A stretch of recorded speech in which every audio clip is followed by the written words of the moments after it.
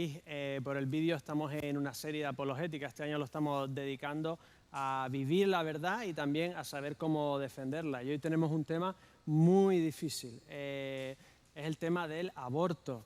La mayoría de nosotros seguramente tendremos las mismas ideas, pero siempre es bueno tenerlo claro y saber por qué creemos lo que creemos y cómo defenderlo. El tema del aborto ha vuelto con fuerza a nuestras noticias después de que el Tribunal Supremo de Estados Unidos haya cambiado la decisión de 1973 de que el aborto dejara de ser un derecho constitucional. El tema es muy candente, es muy difícil y hoy voy a ser más gráfico de lo que suelo ser en todos estos temas. Espero que sea de ayuda. Principalmente se contraponen dos derechos.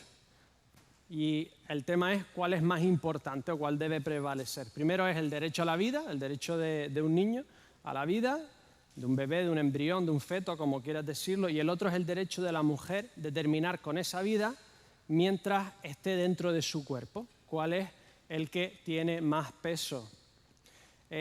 No quiero aquí, sobre todo, criminalizar a nadie. Esto es algo que pasa continuamente. En nuestro país son 250 abortos al día. Entonces, por estadística, algunos de aquí habrá pasado en vuestras vidas.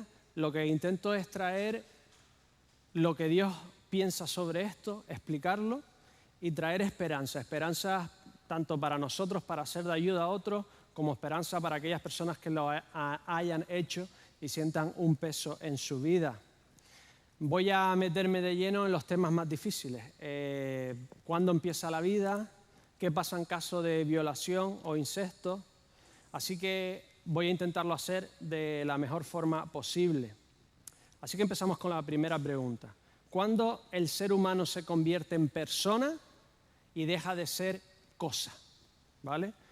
¿Cuándo el óvulo fecundado que se va dividiendo y formando un cuerpo humano pasa de ser trozo de carne que me puedo extirpar a tener los derechos de una persona humana? Porque la mayoría, seas pro vida o pro elección, que son como los dos campos que se debaten, saben que lo que está ahí es humano, está vivo. Los dos están de acuerdo en esto, que es humano y está vivo. No es un cigoto de cabra o un cigoto de cerdo, es un cigoto de ser humano. Es un cigoto que tiene el ADN humano ya definido y que tiene todo lo que necesitas tener para ser persona humana. Ya tienes definido el tipo de sangre, cómo va a ser tu desarrollo. Y tiene ya todo definido para que sea un ser humano que no se parezca a ninguno y que no se parezca ni antes ni después a ninguna otra persona. Pero ¿cuándo esa vida humana, que todos, los dos campos, pro vida o pro elección, están de acuerdo que es algo humano, cuándo se convierte en persona con derechos de persona a vivir? ¿Cuándo se convierte de repente en algo que se necesite proteger como persona? Según la Constitución americana, el aborto era un derecho por razones médicas o dificultades mentales, es decir, el aborto es libre en el momento que tú dices, esto me va a crear a mí mucha trauma psicológico, ya es razón suficiente para poder abortar. Hasta el 2003 se podía hacer hasta el momento del nacimiento, según los estados, ¿vale? Incluso había lo que se llamaba el nacimiento parcial abortivo. Entre 2.000 y 5.000 niños se abortaban todos los años en Estados Unidos de esta forma. Es decir, mientras que el bebé no hubiese salido del todo, tú lo podías matar, porque no había nacido. Es decir, si salía primero por la cabeza, le aplastabas la cabeza y sacabas el resto. Si salían primero los pies, metías un tubo por el cráneo y vaciabas el cerebro y después lo sacabas. De 2.000 a 5.000. Pero esto se prohibió en el 2003. Así que en América ahora se ha cancelado esto y se ha cancelado el aborto como un derecho fundamental. No se ha prohibido abortar, sino que cada estado tiene que decidir en elecciones, referéndums, etcétera, qué tipo de aborto desean, si es más restrictivo o menos restrictivo. Pero aquí no somos tan bestias, ¿no? Eso de aborto parcial no lo hemos oído nunca. Aquí se convierte en persona a partir de la 21 semana, ¿vale? Bueno, libremente hasta la 14 o 15, pero por razones psicológicas o físicas hasta la 21. Es decir, si te va a crear un trauma, hasta la semana 21 puedes abortar. A partir de la semana 21, en cierta forma ya adquiere derechos donde tienes que proteger esa vida humana. Hasta la 21 semana lo puedes tratar como cosa. Te lo puedes quitar como si fuera un grano o un tumor, porque es parte de tu cuerpo y no es persona. Es una especie de quiste que tú puedes decidir cuándo extirpar. Esta la sí que en Inglaterra, en un hospital, los productos del aborto se utilizaban como combustible en las calderas del hospital, porque era cosa, ¿no? No era persona todavía. Así que os voy a enseñar un pequeño vídeo. No es el más gráfico que encontré. He intentado elegir uno que no sea tan agresivo, el más neutro en cierta forma que he encontrado. Si vas a internet podéis encontrar algo más gráfico. Nos está enseñando el producto del aborto de la semana 7 a la semana 24. En España se puede hacer hasta la 21. Lo que veremos de la 24 es muy parecido. El niño está más o menos desarrollado, muy parecido. Y vamos a ver qué es lo que se aborta en estos casos. Os explico. Hasta la semana 7 o 10, depende de la comunidad autónoma, lo haces con pastillas. Si sale todo, bien. Si no, pues entonces te meten un tubo aspirador y sacan lo que quede, porque si no hay una infección. A partir de la semana 7 o 10, ya se mete directamente un tubo, se aspira y se trocea. Mientras que lo aspira, se va troceando lo que hay dentro. Y a partir de la semana 21 o 22, es como si fuese un aborto. Se mata el feto de alguna forma, medicina o inyección, y se extrae o a través de contracciones, o en algunos países lo puedes hacer incluso en casa, en el váter, y ya está. Y todo esto tiene un periodo, te van vigilando para que todo haya salido. Vamos a ver el vídeo. Hay adolescentes aquí, así que los padres tenéis derecho a decirle a vuestros hijos que no miren, ¿vale? Y si sois aprensivos, también no mire. Decirle a un adolescente que no mire es como obligarlo a mirar, ¿no? Muy bien. Le voy a pedir a Carlos que ponga el vídeo.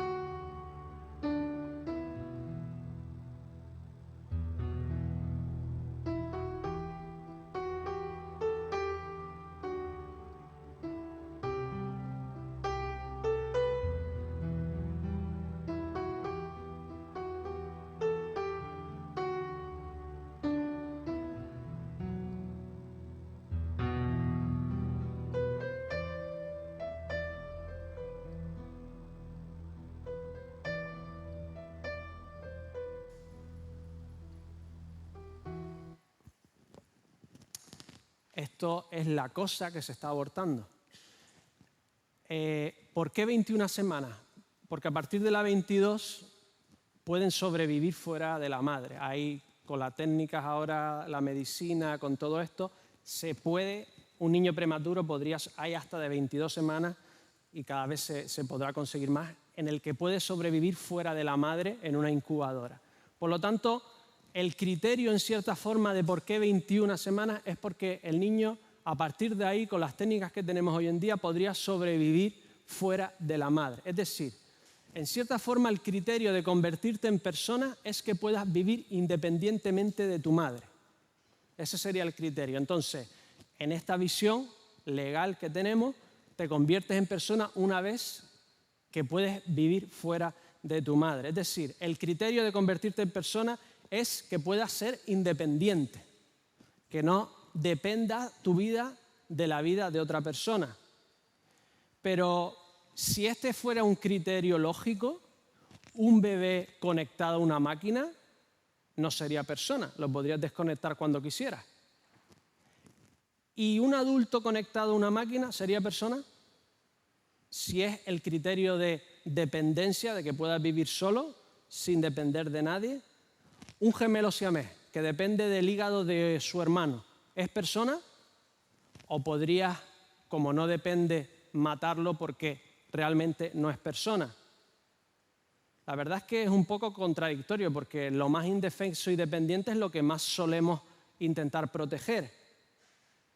Un adulto conectado a una máquina que fuese a despertarse en 9 meses, tiene un accidente de tráfico y tú sabes que en 9 meses se despierta, ¿podrías matarlo en esos 9 meses porque es dependiente de una máquina? ¿Porque no es persona? ¿O si es persona? Si decimos que es persona porque es adulto, estaríamos, en cierta forma, cometiendo otro tipo de injusticia, el edaísmo, es decir, favorecer unas edades más que otras, que según una edad valgas más que otra edad que valdrías menos. Un niño de 13 años ya totalmente desarrollado, entonces valdría más que un bebé de 1 año porque es dependiente. Porque si lo piensas, si es el criterio de dependencia, ¿qué diferencia tiene un niño conectado en el útero de su madre a un bebé de 5 meses? ¿De quién depende el bebé? Tú lo dejas en el suelo con comida y agua y se muere igual, ¿verdad? Sigue siendo totalmente dependiente de adultos. Por lo tanto, el criterio de ser independiente realmente no tiene mucho sentido. ¿Puede ser la localización lo que te hace persona? Si estás dentro del útero de tu madre, no eres persona, y si estás fuera te conviertes en persona. Pero claro, esto es un poco confuso porque hoy se puede operar y sacar al feto. Lo operas y lo vuelves a meter. Hoy en día se puede hacer dentro o se puede hacer fuera. Cuando sale se convierte en persona y cuando se mete pierde su calidad de persona. No tiene mucho sentido. Artículo 157 dice: el que por cualquier medio o procedimiento causare en un feto una lesión o enfermedad que perjudique gravemente su normal desarrollo o provoque en él mismo una grave tara física o psíquica, será castigado con pena de prisión de 1 a 4 años e inhabilitación especial para ejercer cualquier profesión sanitaria. Es decir, desde que tú sabes que tienes un embrión, si a alguien le causa daño, esa persona va a la cárcel, a no ser que tú no digas que es nada. Si tú decides que es algo, va a la cárcel. Si tú decides que no es nada, no es nada.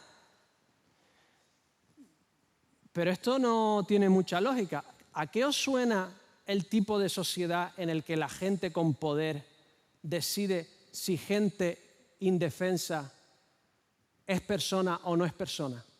¿A qué tipo de sociedad os suena?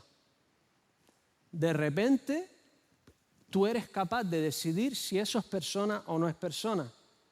A mí no me suena nada bien, ¿verdad? Suena... Vamos a decir que se convierte en persona cuando le comienza la actividad cerebral. 6 semanas. O cuando le comienza el latido al corazón. 4 semanas. Si tú paras ese corazón, ¿estás parando un corazón humano o estás parando una cosa?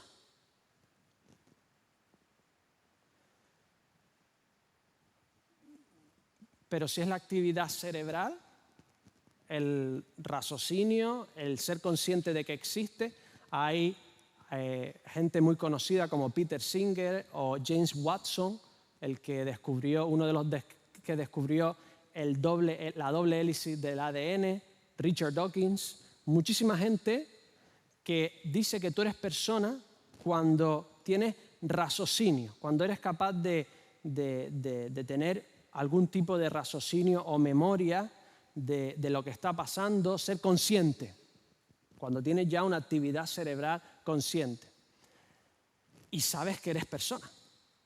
Entonces, Peter Singer o Richard Dawkins dice que tú en realidad podrías matar a un niño hasta los 3 años, porque ni es realmente consciente de que es persona, ni... Dicen que un chimpancé adulto es más persona que eso. Por lo tanto, podrías ¿Dónde pones el límite de cuándo se convierte en persona de forma racional? Porque claro, ahora con todas las cosas que se estudian dentro de la barriga, vemos cómo hasta sueñan, mueven los ojos como si estuvieran soñando dentro. ¿Qué criterio decides tú en el que se convierte en persona? La activista KS, feminista de una asociación feminista pro elección, dice que lo mejor es poner fecha en el nacimiento. Hasta el momento que nace no es persona. Bueno, hasta el momento que nace lo puedes abortar y después no. Su criterio no lo entiendo, pero dice que es por asegurarse de que no hacemos nada malo. Y ella acepta de que lo que hay dentro de la mujer antes de que nazca es una persona humana. Ella dice, incluso si fuese una persona humana, podrías abortarlo. ¿Por qué? Porque tú no tienes la obligación de ayudar a alguien que depende de ti para la vida. Ella lo explica de esta forma. Imagínate que encuentras una persona que si no le das tu riñón, se muere. Tiene los riñones parados y le tienes que dar tu riñón. ¿Tienes la obligación tú de darle riñón? Legalmente. ¿Vas a la cárcel si no se lo das? No, es tu elección. Por lo tanto, ella dice que si lo que lleva adentro, incluso siendo una persona humana con todos sus derechos, no está en la obligación de alargarle la vida porque depende de ti. Y tú no tienes la obligación de alargársela. Ese es su argumento, en el que incluso diciendo que es una persona, dice que lo puede abortar. Pero este argumento es bastante extraño. Por un lado, imagina que tu hijo necesita un riñón y le dice, es que no, ¿me entiendes? No es una persona, es tu hijo. Mi hijo necesita un riñón como si necesita el hígado o el corazón. Si te dejan, lo das, ¿no? ¿Qué clase de persona eres cuando no solo no le das el riñón, sino además lo quitas de la lista de espera? ¿Te explico? Si tú no sigues con el embarazo, no solo es que no le estés alargándole la vida, sino que se la estás quitando porque podría nacer y darlo en adopción. Es decir, es alguien que necesita un riñón y tú no se lo das y además lo quitas de la lista de espera. Ni se lo da él, ni se lo da a nadie. Este niño ni es para mí ni para nadie. No es exactamente lo mismo. Para los que somos cristianos, ¿cuándo comienza la vida? Entre cristianos tampoco está del todo claro. Jeremías 1:5. Antes que te formara en el vientre, te conocí. Antes que nacieras, te santifiqué. Te di por profeta a las naciones. Dios le está diciendo a Jeremías que incluso antes de ser concebido, en su mente ya existía, ya estaba predestinado, ya estaba planeado, ya estaba santificado para hacer algo que él quería. Antes de que fuese formado. Salmo 139, del 13 al 18, lo hemos leído en la adoración musical. Dice así, tú formaste mis entrañas, me hiciste en el vientre de mi madre, te alabaré, porque formidables y maravillosas son tus obras. Estoy maravillado y mi alma lo sabe muy bien. No fue encubierto de ti mi cuerpo, aunque en oculto fui formado y entretejido en lo más profundo de la tierra. Mi embrión vieron tus ojos y en tu libro estaban escritas todas aquellas cosas que fueron luego formadas, sin faltar ni una de ellas. Cuán precioso, Dios, me son tus pensamientos. Cuán grande es la suma de ellos. Si los enumero, se multiplican más que la arena. Yo despierto y aún estoy contigo. Estos textos son bastante claros. Los autores hablan del yo como un individuo incluso antes de nacer. Antes de que fuera formado ya tenía su identidad. Algunos cristianos dicen, bueno, hasta que no comienza a latir el corazón, no es persona. ¿Por qué? Porque en la sangre está la vida. Levítico, ¿no? Podría ser un argumento. O otros dicen, hasta que no está implantado en el útero, los médicos hoy en día, la mayoría de medicina, trata al cigoto hasta que no se implanta en el útero como si no fuese vida, porque no se ha implantado allí donde se tiene que desarrollar. Entonces algunos cristianos también tienen esta visión. Hasta que no se implanta, pues entonces no es vida, porque además hay un montón de abortos naturales. No es lo mismo natural que tú lo provoques. Es otra cosa. Pero vamos a poner, para mí, el mayor texto pro vida que existe en la Biblia.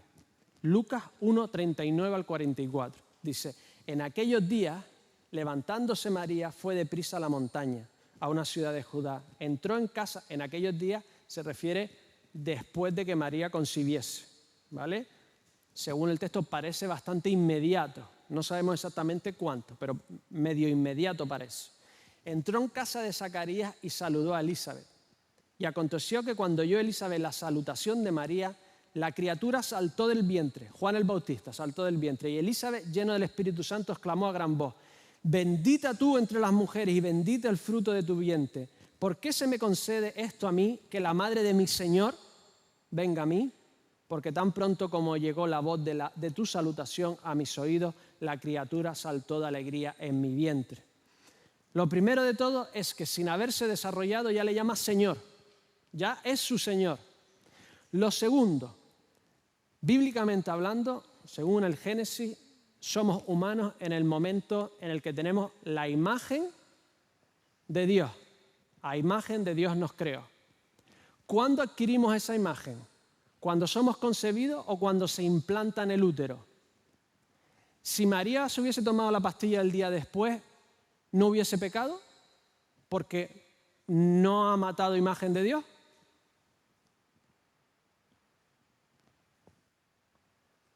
¿O tiene más lógica que desde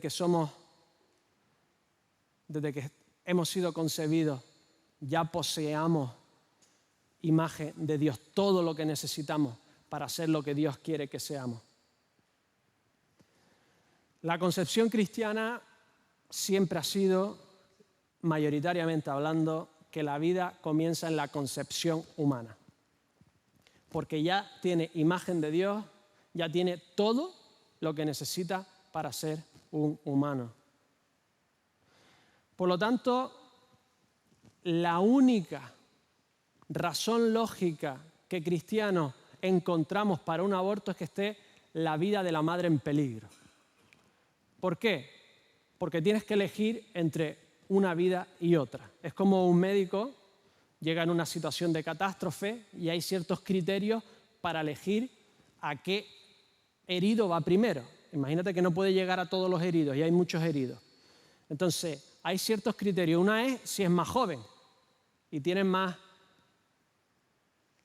duración de vida, pero otra, y se pone por encima que esta, es cuál tiene más probabilidades de sobrevivir con mi ayuda. No sé si me estoy equivocando aquí, los que son médicos.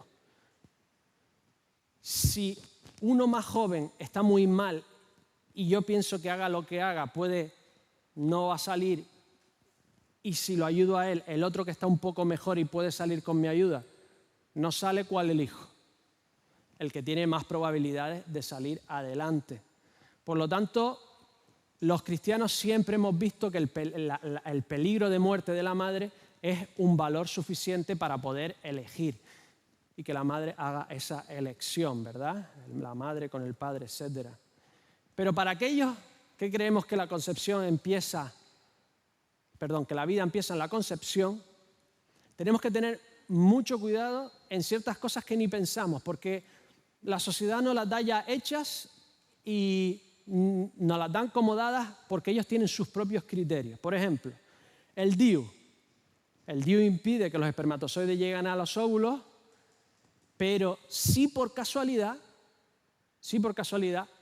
se fecundan, impide que se implante en el útero, es decir, es abortivo.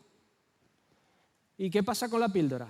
Hay varias clases de píldora. La que se toma aquí se le llama combinada. Estrógenos y progestágenos.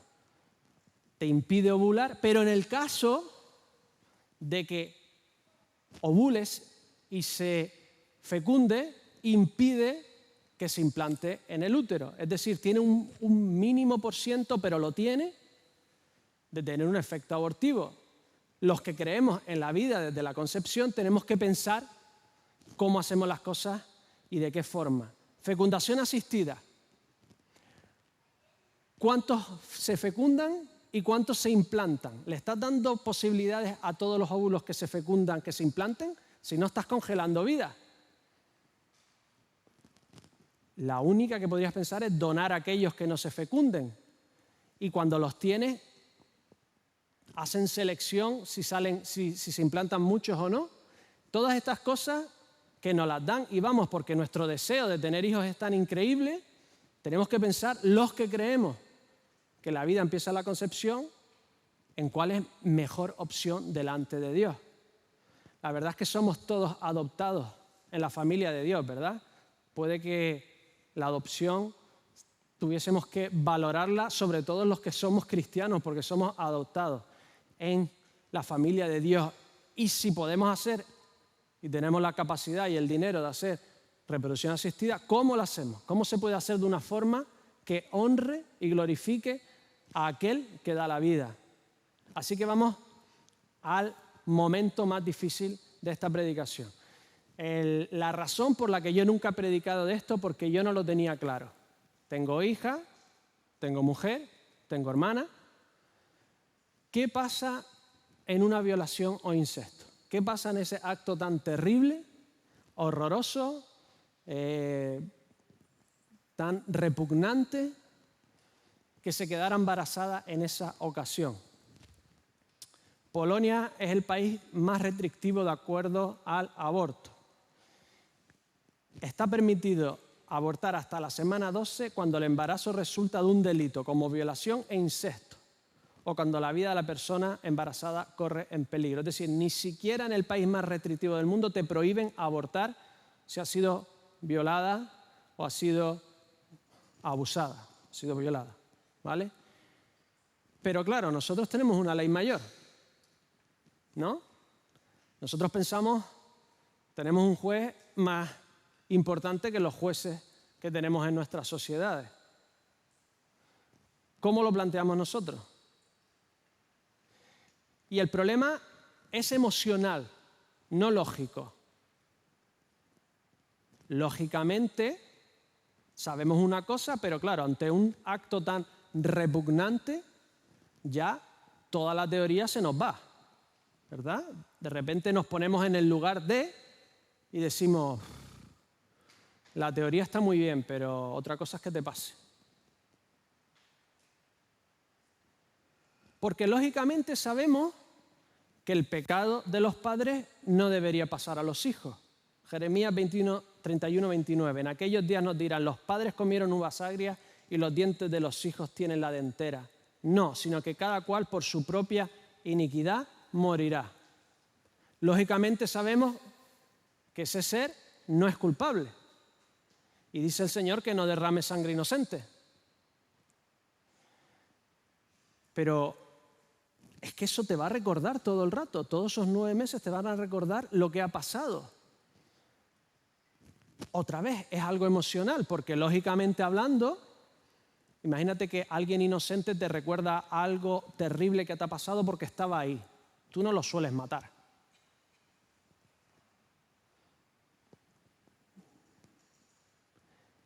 Lógicamente, sabemos que no matarás, no tiene la excepción, no matarás excepto tu padre sea un violador. Lógicamente, sabemos que no está bien. Pero la repulsión que nos entra en ponernos en el lugar del momento nos hace dudar. En el libro del aborto de Leslie Lynn y Vaughan Roberts, Joe nos cuenta esta historia. Fui concebido después de que violasen a mi madre y nací al año siguiente. No me puedo ni imaginar la angustia que sintió mi madre después de que la violaran y se enterase de que estaba embarazada. Luego tuvo que pasar muchos meses con un niño que no deseaba creciendo dentro de ella.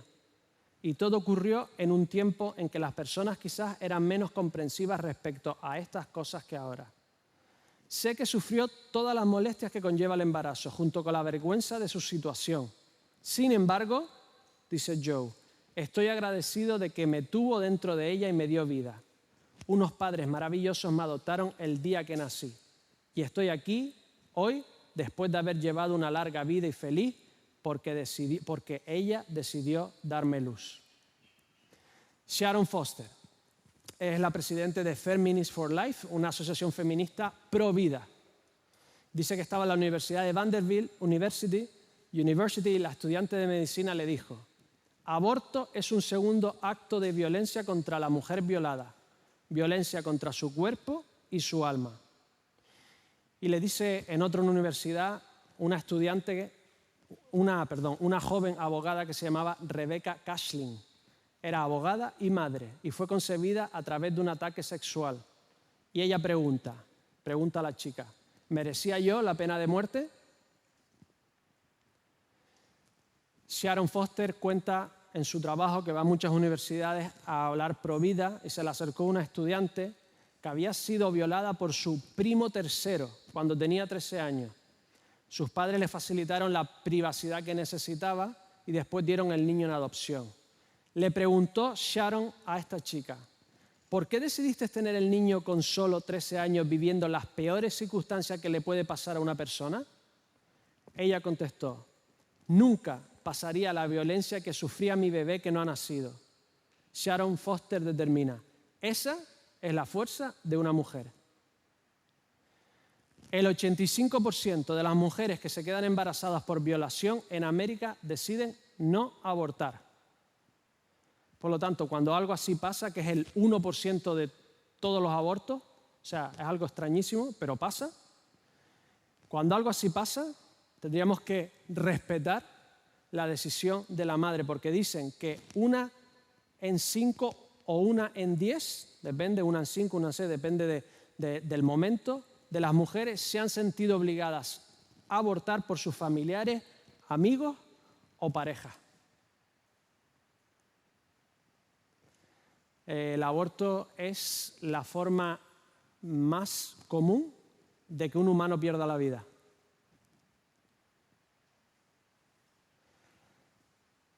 Lógicamente diríamos que no. Emocionalmente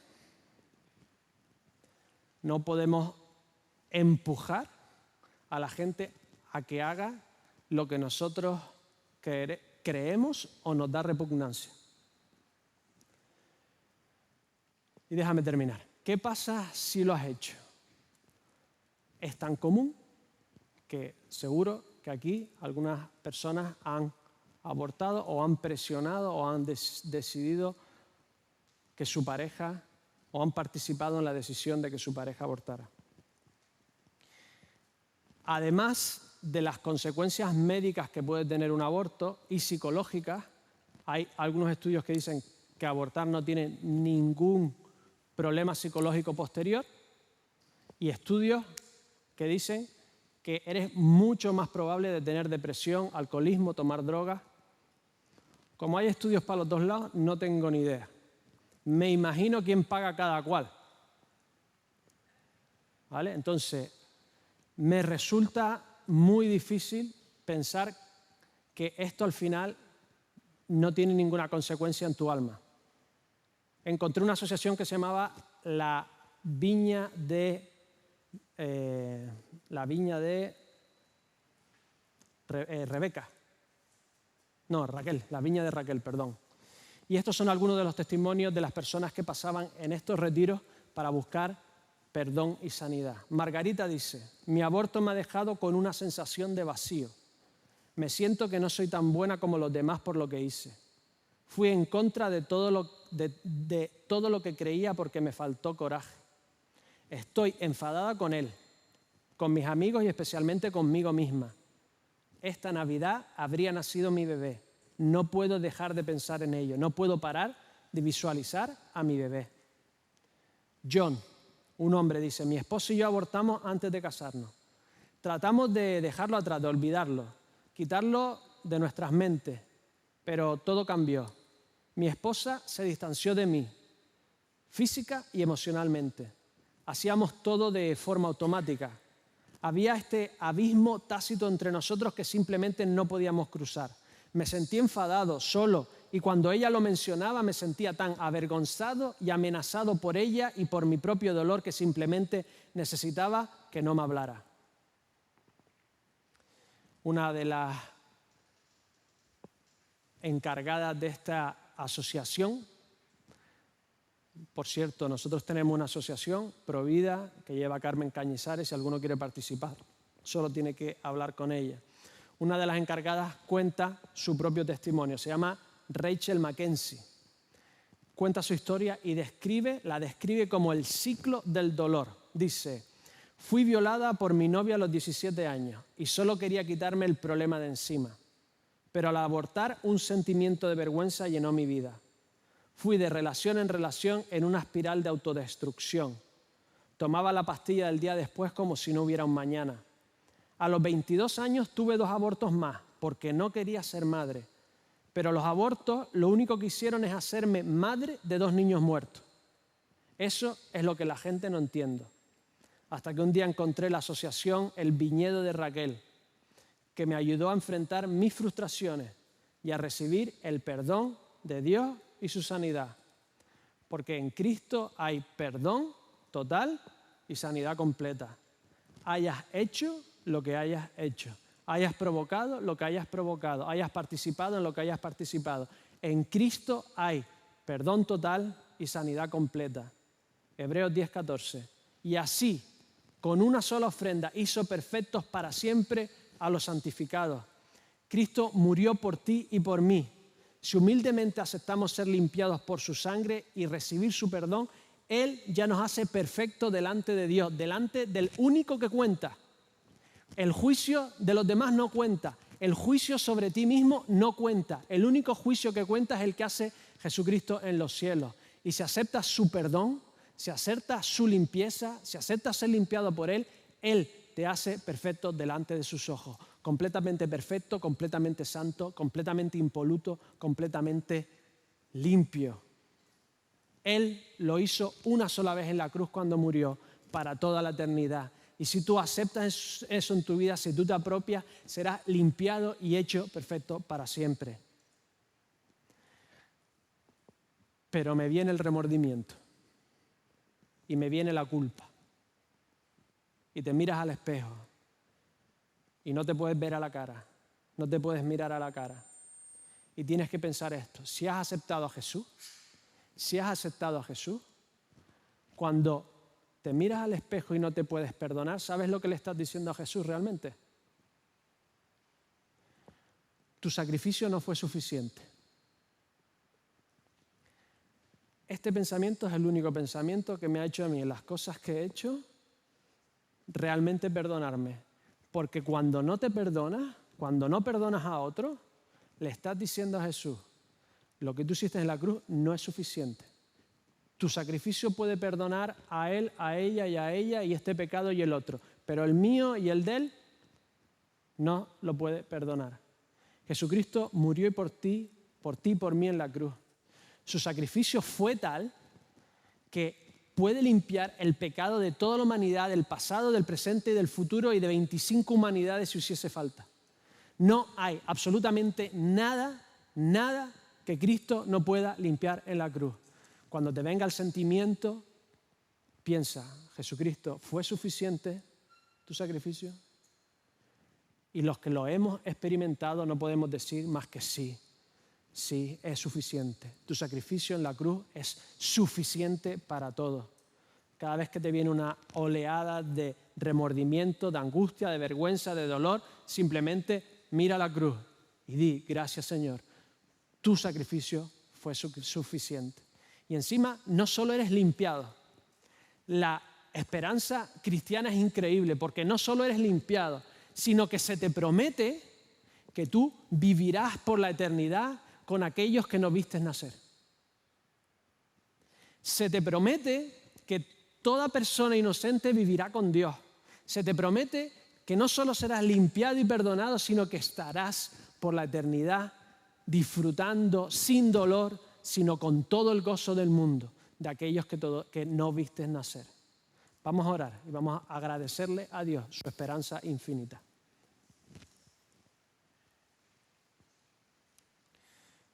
Dios de los cielos, gracias porque en ti hay solución para todo, incluido para la muerte.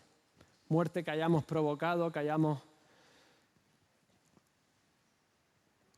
infligido, Señor. Muerte que merecemos por una vida que no es la correcta, Señor. Por una vida que nunca llegará a calificar para vivir eternamente. Gracias, Señor, porque en ti hay solución para todo. Gracias, Señor, porque en ti hay perdón, hay limpieza, porque en ti hay limpieza de nuestras conciencias. Señor, ayúdanos a hablar con otros, a apoyar, a hablar con amor,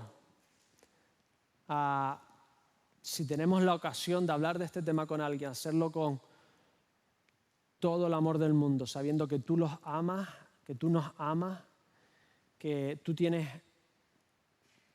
un corazón de perdón, que tú pediste en la cruz que perdonaran a tus asesinos porque no sabían lo que hacían. Señor, tú perdonas a todos. Señor, ayúdanos a ser capaces de llevar este mensaje de perdón y reconciliación con tremendo amor, Señor, y con tremenda empatía. Te lo pido todo en el nombre del Señor Jesús. Amén.